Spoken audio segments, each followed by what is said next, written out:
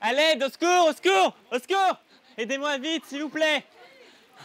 J'ai vérifié si elle est consciente, si elle respire. Bon, bah là, elle était inconsciente et elle respirait pas.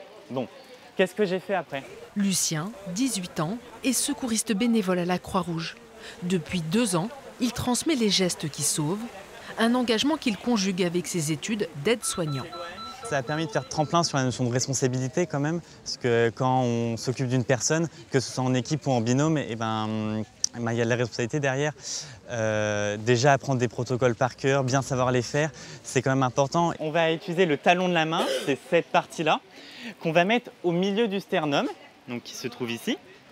On va prendre entre les deux tétons. Ce que j'aime, c'est partager, que ce soit sur le terrain, mes connaissances avec les bénévoles qui sont là ou en formation avec les participants et d'interagir entre eux.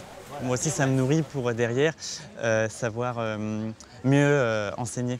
Lucien est initiateur. C'est le premier échelon du secourisme. Bientôt, il suivra une formation pour devenir formateur, comme Stéphane, bénévole, lui, depuis 20 ans à la Croix-Rouge.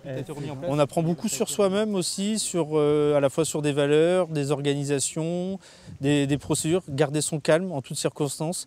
Et je pense que ce sont des choses qu'on peut retrouver aussi au niveau professionnel. Après 2 décennies de secourisme, Stéphane sait pourquoi il reste. L'ambiance, le fait de se sentir utile et puis pouvoir monter des projets, l'équipe. Donc voilà, ces différents facteurs qui font qu'on souhaite rester dans l'équipe. En France, seules 4 personnes sur 10 connaissent les gestes qui sauvent. La Croix-Rouge aimerait doubler ce chiffre grâce aux bénévoles comme Stéphane et Lucien.